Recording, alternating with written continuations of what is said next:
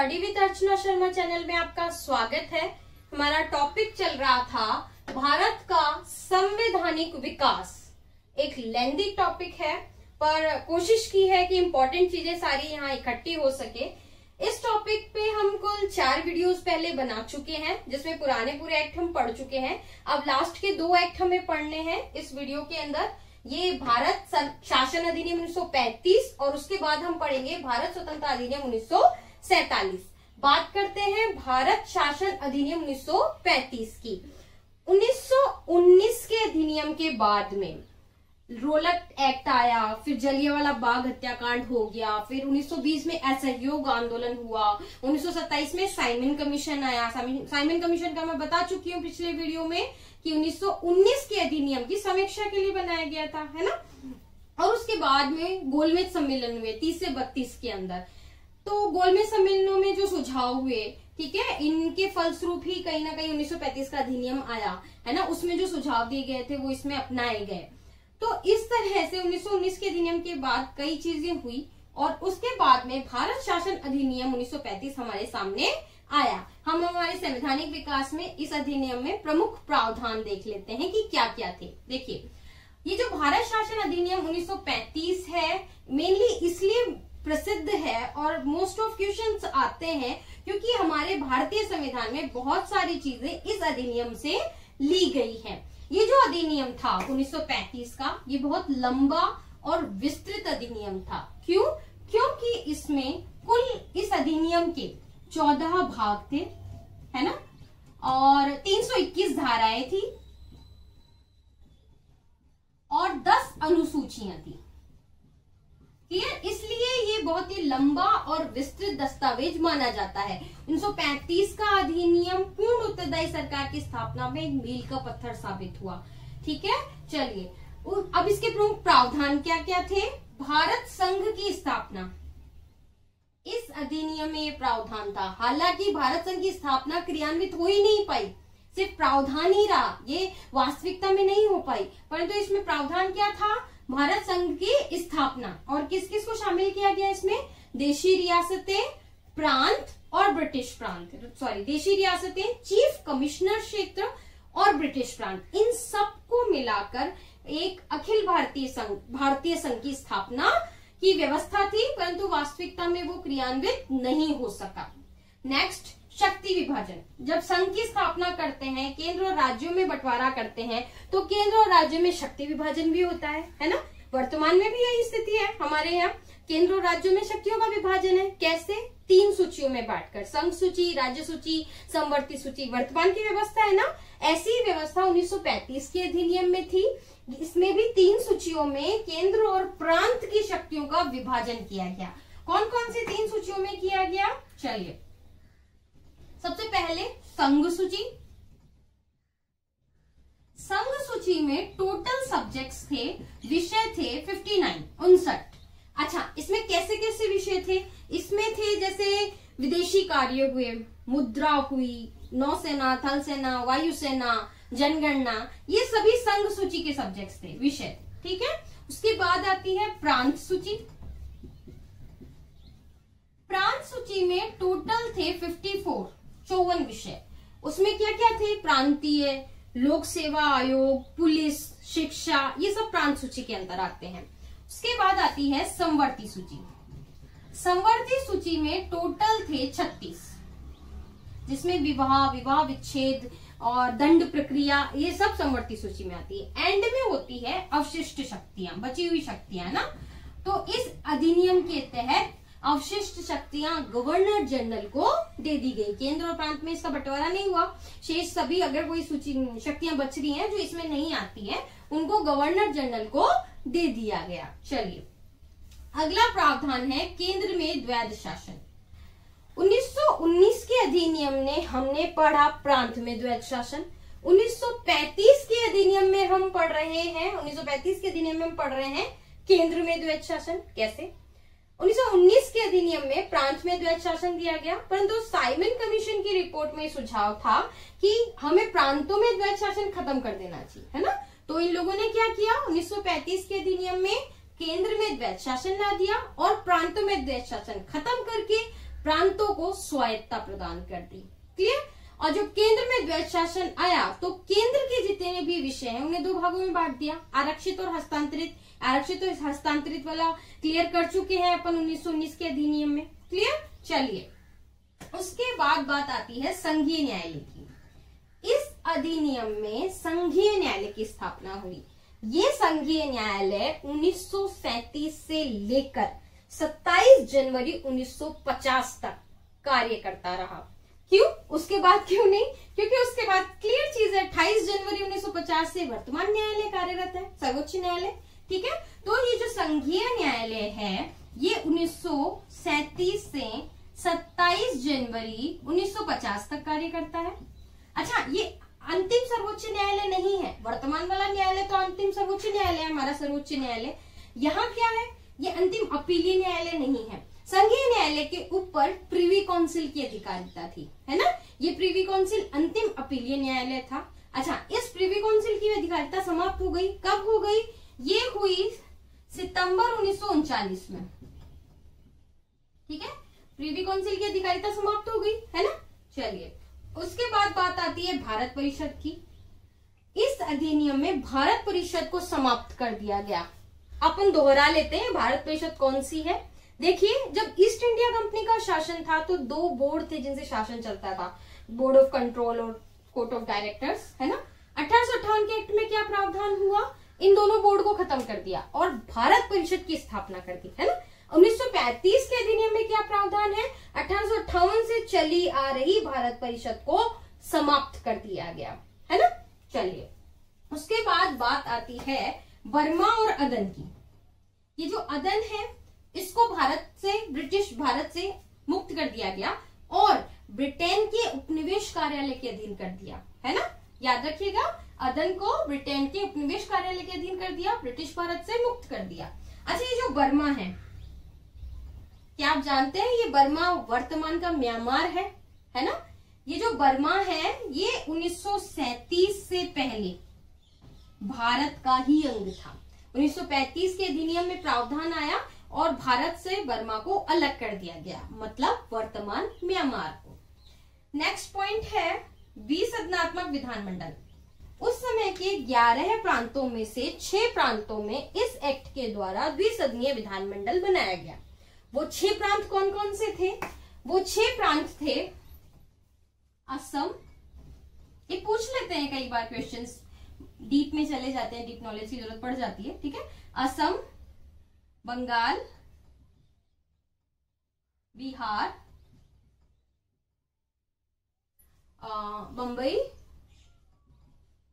मद्रास और संयुक्त प्रांत, है ना। इनमें द्विसदनात्मक विधानमंडल की स्थापना की गई। ठीक है ना। तो असम, बंगाल, बिहार, बंबई, मद्रास और संयुक्त प्रांत में द्विसदनात्मक विधानमंडल की स्थापना की गई, है ना।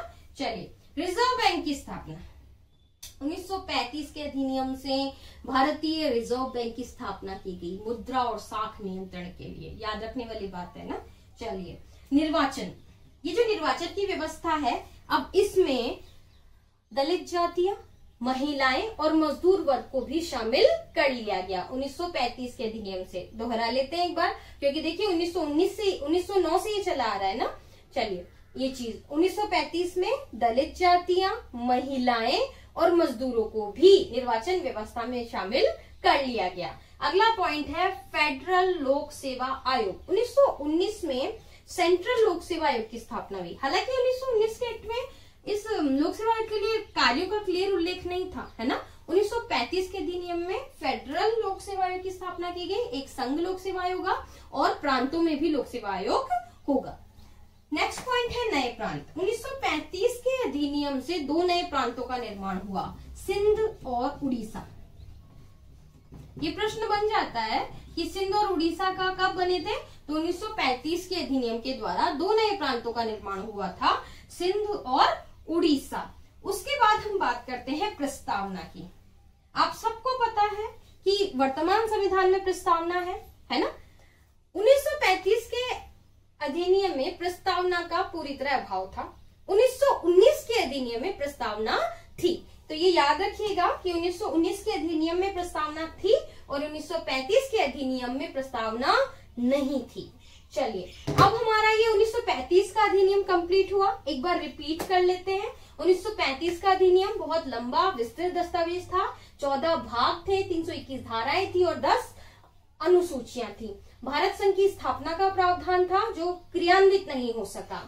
शक्ति विभाजन, चूंकि संघवाद यहाँ आ चुका है तो केंद्र और प्रांतों में शक्तियों का विभाजन हुआ, 3 सूचियों के अंदर हुआ। संघ सूची 59 विषय, प्रांत सूची 54 विषय, समवर्ती सूची 36 विषय और अवशिष्ट शक्तियां गवर्नर जनरल को दे दी गई।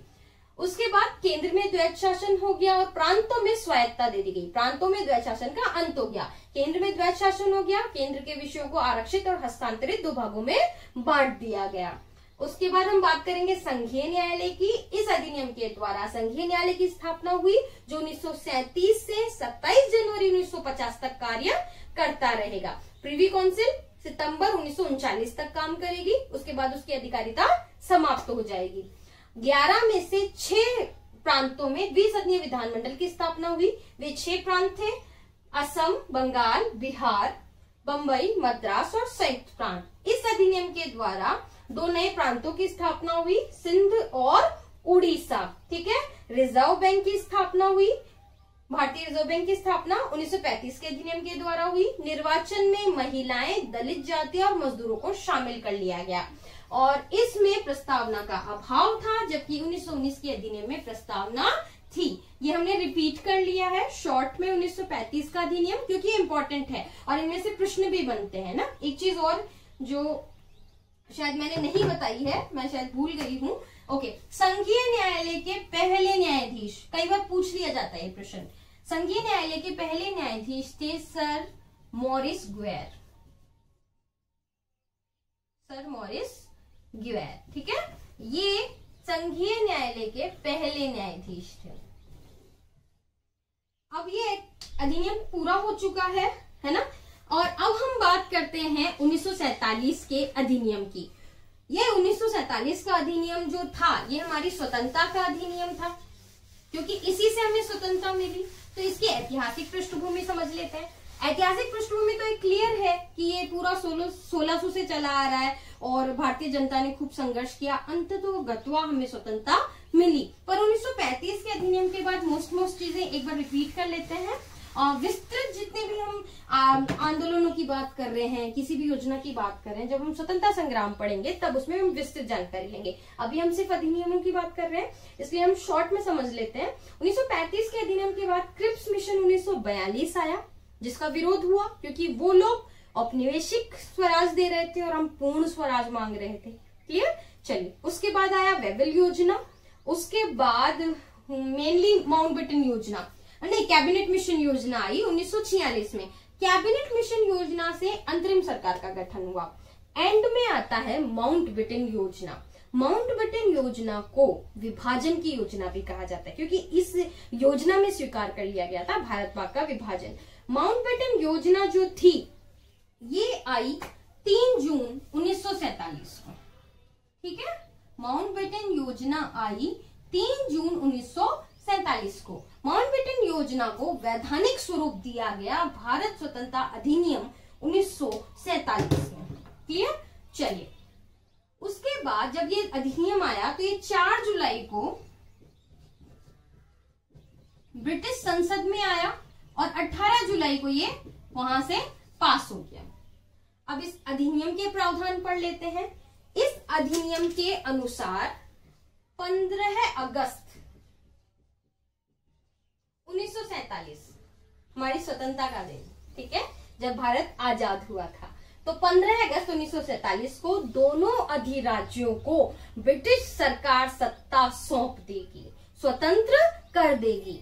दोनों अधिराज्यों में, भारत और पाकिस्तान की बात हो रही है यहाँ पे, दोनों अधिराज्यों में अपने अपने गवर्नर होंगे और इन गवर्नर की नियुक्ति इंग्लैंड का सम्राट करेगा, है ना। हमारे यहाँ माउंटबेटन बने थे और उनके यहाँ मोहम्मद अली जिन्ना बने थे। और जो अपनी अपनी संविधान सभाएं संविधान बनाएंगी, जब तक संविधान लागू नहीं हो जाता है ना, तब तक यहाँ शासन किस हिसाब से चलेगा, 1935 के अधिनियम के द्वारा। किस हिसाब से चलेगा, 1935 के अधिनियम के द्वारा चलेगा। जो संविधान सभाएं हैं वही विधानमंडल का रूप ले लेंगी जब वो शासन करेंगी। अच्छा, एक मेन चीज जो इस अधिनियम में थी वो थे देशी रियासतों के लिए अलग से प्रावधान किए गए थे। क्या प्रावधान किए गए थे? देशी रियासतों को ब्रिटिश हुकूमत से स्वतंत्रता दे दी गई है ना, और उन्हें ये कहा गया कि वो अपने भावी संबंधों का निश्चय करने के लिए स्वतंत्र है। मतलब उनकी इच्छा हो तो वो भारत में मिल सकती हैं, उनकी इच्छा हो तो पाकिस्तान में मिल सकती हैं, स्वतंत्र भी रह सकती हैं। हालांकि स्वतंत्र कोई रही नहीं, सब मिल गई थी। तो देशी रियासतों को पूर्ण स्वतंत्रता दे दी गई। भारत और पाकिस्तान जिसमें भी वो मिलना चाहे वो मिल सकती हैं। और सबसे बड़ी चीज, सीमा आयोग। जब दो देशों का बंटवारा होगा तो निश्चित रूप से सीमांकन भी होगा, रेखा खींची जाएगी कि इधर पाकिस्तान और इधर भारत, है ना। तो इस अधिनियम के द्वारा सीमायोग, पंजाब सीमायोग और बंगाल सीमायोग की स्थापना हुई। इसके अध्यक्ष थे सर रैडक्लिफ। सर रैडक्लिफ, इन्हीं की अध्यक्षता हुई ना, इसीलिए क्लिफ, तो इन्हीं की अध्यक्षता में ये सीमांकन हुआ। इसीलिए भारत पाकिस्तान के बॉर्डर को रेडक्लिफ लाइन कहा जाता है ना।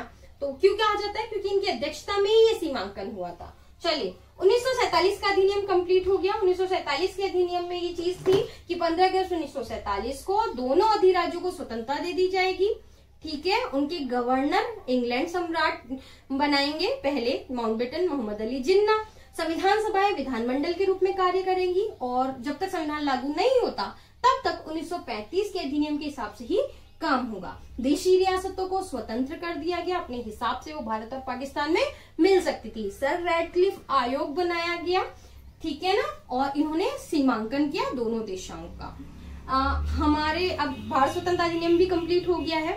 देखिए, ये जो भारत का संवैधानिक विकास यात्रा है काफी लंबी रही, ये काफी लंबी है एक्चुअली। कोशिश की है कि 5 वीडियोस में इसे कंप्लीट मैं कर सकूं और महत्वपूर्ण सारी चीजें इसमें शामिल कर सकूं। तो 1600 में से लेके जब अंग्रेज यहाँ आए, उसके बाद 1773 में रेगुलेटिंग एक्ट आया, वहां से हमारी संवैधानिक यात्रा शुरू होती है और ये संवैधानिक यात्रा खत्म होती है भारत स्वतंत्रता अधिनियम 1947 में। उसके बाद भारत स्वतंत्र हो गया, संविधान सभा ने संविधान बनाया और तब से लेके आज तक हम संविधान के अनुसार शासित हो रहे हैं। थैंक यू, आपने मेरी इस भारत की संवैधानिक विकास यात्रा में शामिल हुए, इन वीडियोस को आपने देखा। प्लीज मेरे वीडियोस को लाइक करें, शेयर करें, कमेंट करें, मेरे चैनल को सब्सक्राइब करें। और हाँ, अगर इन टॉपिक्स में कोई भी कंफ्यूजन है, कोई प्रॉब्लम है, प्लीज कमेंट कीजिएगा। मैं कोशिश करूंगी कि आपके इन कमेंट्स का जवाब दे सकूं, आपकी प्रॉब्लम्स को सॉल्व कर सकूं। ठीक है, और कोई आपके पास सुझाव हो इन वीडियोस को लेके तो प्लीज मुझे बताइएगा। Thank you.